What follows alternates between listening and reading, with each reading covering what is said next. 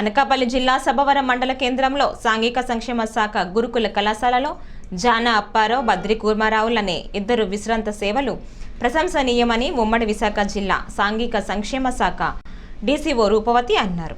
సభవరం గురుకుల కళాశాలలో జూనియర్ లెక్చరర్లుగా పనిచేసిన జానా అప్పారావు కామర్స్ సబ్జెక్టులో నిష్ణాతుడని, ఆయనకు పదోన్నతి వచ్చినప్పటికీ ఆ సబ్జెక్టు బోధన కోసం త్యాగం చేశారని ఆమె అభినందించారు. ఇక మరో అధ్యాపకుడు బద్రి కూర్మారావు అధ్యాపకుడిగా పనిచేస్తూనే మరోవైపు జానపద కళల వైపు తన ప్రవృత్తిని కొనసాగించి ఉత్తరాంధ్ర యాసలో పలు రచనలు చేసి లెజెండరీగా మారారని ఆమె గుర్తు చేశారు. కూర్మారావుకు లభిస్తున్న ఆదరణ చూస్తే పద్మభూషణ్ బిరుదు కూడా తక్కువేనని ఆమె అభిప్రాయపడ్డారు. పదవి విరమణ చేస్తున్న ఈ ఇద్దరు ఉపాధ్యాయులు సేవలను ప్రశంసిస్తూ వారి శిష్యులు, పలు ప్రాంతాల నుంచి వచ్చిన ఇతర అధ్యాపకులు, సాంఘిక సంక్షేమ శాఖ గురుకుల కళాశాల ప్రిన్సిపల్స్, విశ్రాంత డీసీఓ చంద్రశేఖరరావు తదితరులు మాట్లాడారు. తిరుపతిరావు చెప్పినట్టు నాకన్నా ముందే రిటైర్ అయ్యారు ఇద్దరును. అయితే ఇంతవరకు వాళ్ళు రిటైర్మెంట్ ఫంక్షన్ చేసుకోవడానికి కొన్ని అనివార్య కారణాల వల్ల లేట్ అయింది. అప్పుడే చేయాల్సింది. మరి నాకన్నా 3 నెలల ముందు అప్పారావు గారు రిటైర్ అయ్యారు. తర్వాత మరి కూర్మారావు గారు అయితే మరి సోషల్ ఫ్రెటర్నిటీ అనే నేరో మైండ్ కాదు, సొసైటీలో వచ్చారంటే దాని నుండే మిగతావన్నీ కూడా వస్తాయి. కాబట్టి ఈ సొసైటీకి ఉండవలసినటువంటి వ్యక్తులు, మరి మన కూర్మారావు గారి గురించి తెలియంది ఏమీ లేదు. మొత్తం ప్రపంచానికి అతను పరిచయస్తులు. సొసైటీ కన్సర్న్ ఉన్నటువంటి వ్యక్తి. తన పదాన్ని జనపదంతో మమేకం చేస్తూ పల్లెటూర్లను ఎంతో జాగృతిని తీసుకొచ్చి తుంటావు ఊరే చెరమూలగా గోరేటి వెంకన్న చేతు వెంట రాలుతుంటావు. నిన్ను విడిచి ఉండలేనమ్మా ఓ పాటమ్మా, ఎన్నడూ మర్చిపోనమ్మో నా పాటమ్మా, నిన్ను ఎన్నడూ మర్చిపోనమ్మో నా పాటమ్మా.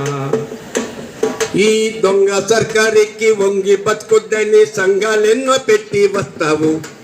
అన్యాయాన్ని ఏ దినంగా జానపద కళాకారులుగా ఎవరైనా పాటకి ఎలకొనగలక తొలక రుచి రైతు అరక దున్నే కాడ సేద తీరి చెలిమి చేస్తావు.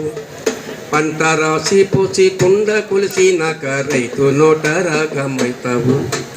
పంటనంత బండి మీదకెత్తినాక ఎద్దు మెళ్ళో గంట అవుతావు. గిట్టుబాటు ధరకు కొట్లాడమంటూ కోటి గొంతు లొక్కటవుతావు. నిన్ను విడిచి ఉండలేనమ్మా ఓ పాటమ్మా, ఎన్నడూ మర్చిపోనమ్మో నా పాటమ్మా, నిన్ను ఎన్నడూ మర్చిపోనమ్మో నా పాటమ్మా. శుద్ధాల హనుమంతుని ముద్దడి బుద్ధి మాటలెన్నో చెప్పినావు. అంటే ఈ ఫ్యాకల్టీతో పనిచేయడం అనేటువంటిది ఒక రకంగా అదృష్టం అని చెప్పాలి. అండ్ ముఖ్యంగా రెసిడెన్షియల్ స్కూల్లో పనిచేయడమే ఒక అదృష్టం అని నేను అంటాను. అంటే చాలామంది అంటుంటారు, అంటే నేను అప్పుడు అనుకునేవాడిని ఉద్యోగం చేసినప్పుడు, మరి ఈ ఉద్యోగం ఎవరికైనా ఇస్తే సన్యాసులకు ఇవ్వాలరా మనకు కాదురా అని అనుకునేవాళ్ళు. సన్యాసులకు ఇవ్వాలని అనుకునేవాళ్ళు అనమాట. ఎందుకంటే సన్యాసి కలిసి పనిచేసిన కాలంలో చాలా చక్కగా అసలు ఏంటంటే వీళ్ళు ఏంటంటే కూర్మారావు అయితే నాకు సోషల్ స్టడీస్, నేను సోషల్ స్టడీసేనండి, నాకు సోషల్ స్టడీస్ సహచరుడు. మన ఎకనామిక్స్ యూటిలైజ్ చేసుకునేవాళ్ళు. ఏదైతే ఉంది అందరికీ సపోర్ట్గా, ఎంకరేజింగ్గా, యాక్టివ్గా ముందుండి నడిపించి ఆ డీల్ని క్లోజ్ చేయగలిగేవాడు. ఆయన జీవితంలో ఈ 28 సంవత్సరాల్లోని దాదాపు 4 సంవత్సరాలకు ఒక ఇల్లు. మంచి కోఆపరేషన్ ఇచ్చారు భారతీ మేడం గారికి. భారతీ మేడం జోన్ 2 నుంచి వచ్చి శ్రీకాకుళంలో పనిష్మెంట్ ప్లేస్ నందిగాంలో పనిచేస్తున్నప్పుడు మారల్ సపోర్ట్ అంతా మన కూర్మారావు సారే. యాక్చువల్గా మేడంకి అక్కడ అంత ఐడియా లేదు. అప్పుడు సార్ యొక్క పనితీరు కానీ, ఆయన నిబద్ధత కానీ, పని పట్ల కమిట్మెంట్ కానీ ఇవన్నీ చూడడం జరిగింది. అది కాకుండా ఇప్పుడు కళింగ జానపద కళలు అనే పుస్తకాలు కూడా మాకు తాళ్ళపాలెం తీసుకొచ్చి ఇచ్చారు మొన్ననే.